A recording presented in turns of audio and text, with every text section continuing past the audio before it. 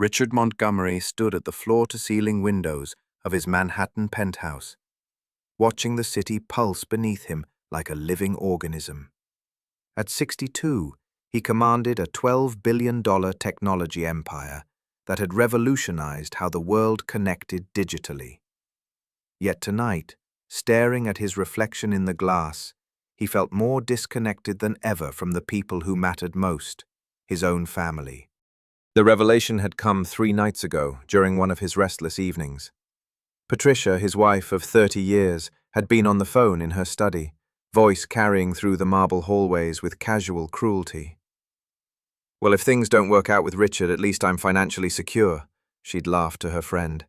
"The prenup protects me, and honestly, I've been thinking about that little place in the Hamptons more and more." The words had hit him like ice water. This wasn't about a bad day or temporary frustration. This was calculation. His children weren't much better. Marcus, his 35-year-old eldest, held the title of Vice President of Operations, but spent more time at exclusive golf clubs than in boardrooms. Just last week, Richard had overheard him telling a friend, "The old man's getting soft. Once I'm running things, we'll see some real changes." Sophia, 28 and Instagram famous, lived in a bubble of sponsored content and designer everything, funded entirely by Daddy's credit cards. She'd recently posted a story about manifesting abundance while sitting in a car that cost more than most people's houses. Only Daniel, his youngest at 23, seemed different. Currently finishing his master's degree in social work, he'd chosen a path that initially disappointed Richard. "Social work doesn't build empires, son," he'd argued countless times. But lately, watching Daniel volunteer at homeless shelters and genuinely care about people without checking their bank accounts first, Richard wondered if his youngest had found something more valuable than wealth. The idea crystallized during that sleepless night. If everything disappeared tomorrow, who would stand by him? Who loved Richard Montgomery the man versus Richard Montgomery the billionaire? Working with his most trusted advisor, attorney James Chen, Richard devised an elaborate scheme that would answer that question definitively. They would stage a complete financial collapse, fake FBI raids, frozen assets, criminal investigations for securities fraud. To the world, and more importantly to his family, Richard Montgomery would appear to lose everything overnight. The morning of reckoning arrived like a perfectly orchestrated storm. At dawn, staged FBI agents swarmed their estate, carrying out boxes of evidence while news cameras rolled from strategically positioned vans. Richard's accounts were frozen, his credit cards declined, and his business empire appeared to crumble in real time. The headlines screamed across every financial channel: "Montgomery tech founder under investigation for massive fraud." Patricia's reaction was swift and telling. Within hours of the news breaking, she was locked in her study, frantically calling her lawyer. "I can't be associated with this scandal," Richard heard her whisper urgently, unaware that he was listening from the hallway. "What about asset protection? The prenup covers this, right? I need to distance myself immediately." Her voice carried none of the warmth or concern of a wife worried about her husband's well-being, only the cold calculation of someone protecting their financial interests. Marcus appeared at the house in a state of panic that had nothing to do with his father's welfare. "Dad, tell me you move money offshore," he demanded, pacing the marble foyer like a caged animal. "Tell me the trust funds are protected. I've got commitments, payments due on the yacht, the penthouse in Miami. My reputation depends on this. How could you let this happen?" His eyes held no sympathy, only the desperate fear of someone watching their lifestyle evaporate. Sophia's response came via a frantic video call from her Malibu retreat, her perfectly curated backdrop now seeming absurd against the gravity of the situation. "Daddy, this is destroying my brand," she wailed, her influencer mask slipping to reveal raw self-interest. "My followers are already asking questions. The sponsors are pulling out. Can't you fix this? What about my allowance? I have a campaign shoot next week worth 6 figures." Her concern wasn't for her father's legal troubles or emotional state. It was for her social media metrics and income stream. But Daniel's reaction cut through the chaos like a beacon of genuine care. He appeared at the house within an hour, not to demand answers about money or assets, but to sit beside his father on the couch in their suddenly quiet mansion. "Dad, are you okay?" he asked quietly, his voice steady despite the storm raging around them. "How can I help?" In that moment, Richard felt something he hadn't experienced in years: unconditional love from one of his children. The contrast was stark and heartbreaking. While Patricia inventoried jewelry and artwork, while Marcus contacted headhunters, while Sophia crafted social media statements distancing herself from the family name, Daniel simply asked what his father needed. The test had begun, and already the results were clearer than Richard had ever imagined they would be. Over the following weeks, the family's true nature emerged like a slowly developing photograph, each day revealing more devastating details about the people Richard had loved and provided for his entire adult life. Patricia moved into their Hampton house within the first week, claiming she needed space to think. But Richard knew she was strategically distancing herself from the scandal. Her lawyer's calls became more frequent, and she began methodically cataloging valuable artwork and jewelry, creating detailed inventories with the precision of someone preparing for war. The conversations Richard overheard painted a picture of calculated abandonment that cut deeper than any business betrayal he'd ever experienced. "I can't be seen with him right now," Patricia told her sister during one particularly painful call. "The country club is already whispering. Margaret said I should consider my options while I still have some dignity left." She spoke about their 30-year marriage like a failed investment, something to be liquidated before the losses became too great. Marcus proved even more disappointing than Richard had anticipated. Rather than offer support during what he believed was his father's darkest hour, he blamed Richard for ruining the family name and began aggressively job hunting, making it clear he wanted nothing to do with the disgraced Montgomery legacy. The final blow came when Marcus legally changed his name back to his mother's maiden name, Henderson, filing the paperwork with the efficiency of someone erasing an embarrassing chapter from their life story.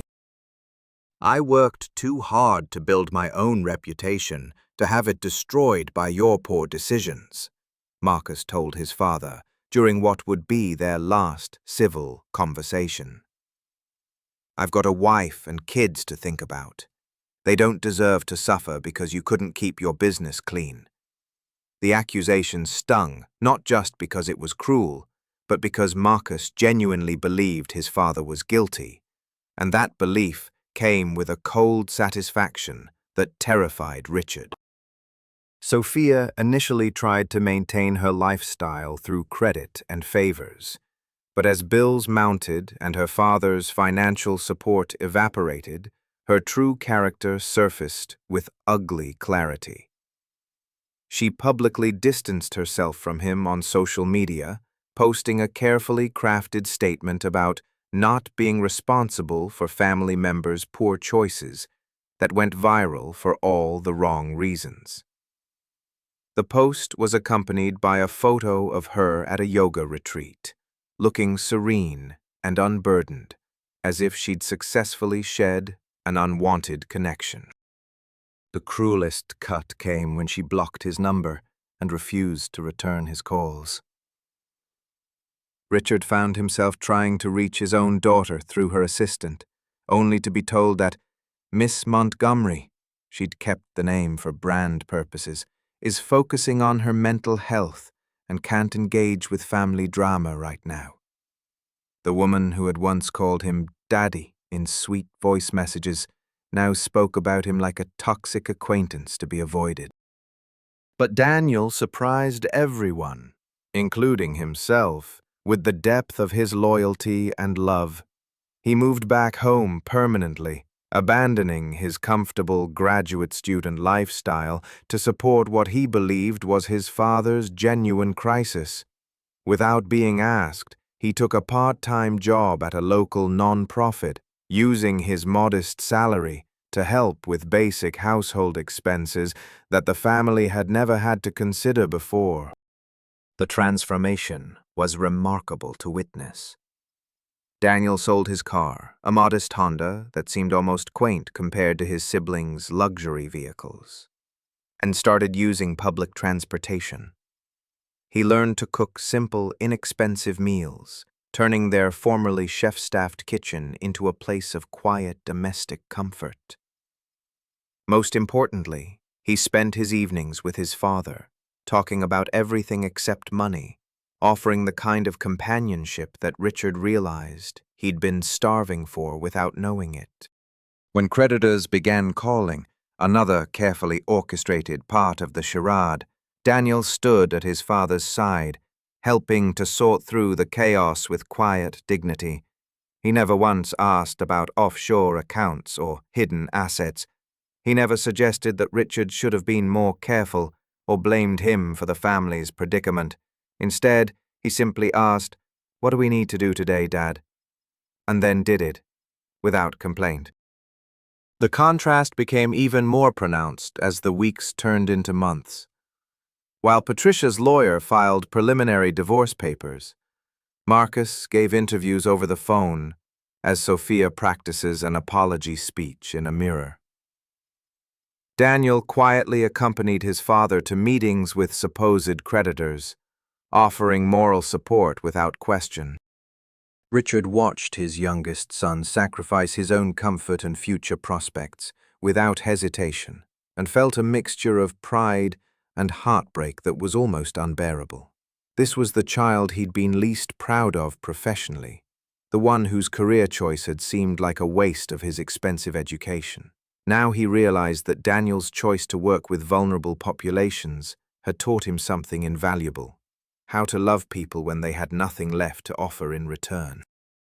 The final test came when a supposed creditor threatened to seize their home. Patricia's response was to accelerate the divorce proceedings, protecting her assets with ruthless efficiency. Marcus and Sophia didn't even return calls about the crisis, but Daniel quietly researched legal aid options and tenant rights, preparing to fight for their home with the same determination he'd shown when advocating for his non-profit clients. As the 3-month mark approached, Richard realized he'd learned everything he needed to know about his family's true nature. The test had been more revealing than he'd ever imagined, showing him not just who his children were, but who he had failed to raise them to be. The knowledge was devastating, but also liberating. He finally understood exactly where he stood with each member of his family. 3 months into the charade, Richard decided he had seen enough. The evidence was overwhelming and heartbreaking, but it was also liberating in its clarity. He arranged for the family to gather one final time, ostensibly for what Patricia had announced would be their last meeting before the divorce proceedings began. Marcus had already signed papers distancing himself from the company, and Sophia had agreed to attend only via video call from her new apartment in Los Angeles, funded by a loan from her influencer friends. The scene in the living room was almost surreal. Patricia sat rigidly on the edge of the sofa, her lawyer's business card visible in her purse, while Marcus paced near the window, checking his phone for responses to job applications. Sophia's face appeared on the large screen, her backdrop carefully arranged to look effortlessly chic, even for this family crisis. Only Daniel sat quietly beside his father, the same supportive presence he'd been for 3 months. "I have something to tell you all," Richard began, his voice steady but heavy with emotion. "The past 3 months have been a test, one that most of you have failed spectacularly. The room fell silent, confusion replacing the resigned acceptance they'd all worn like armor.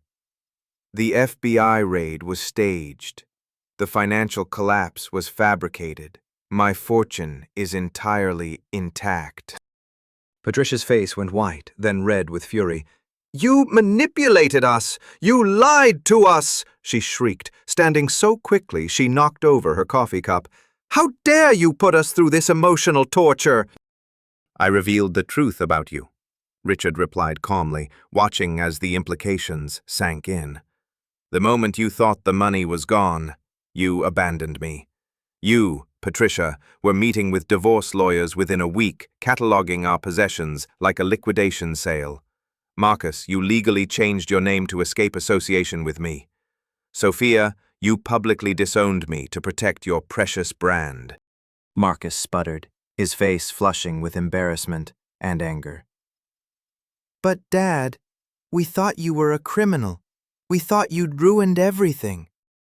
"You thought about yourselves," Richard said firmly. "About your lifestyles, your reputations, your comfort.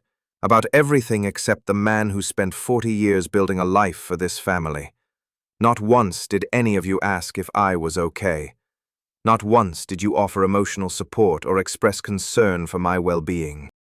His gaze fell on Daniel, who sat quietly processing the revelation, his expression cycling through shock, understanding, and finally, a sad acceptance of what his father had needed to do. "Daniel, you're the only one who cared about me rather than my money. You gave up your comfortable life to support what you thought was my downfall. You never once asked about hidden assets or offshore accounts. You just asked if I was okay and how you could help." Richard's decision was swift and final.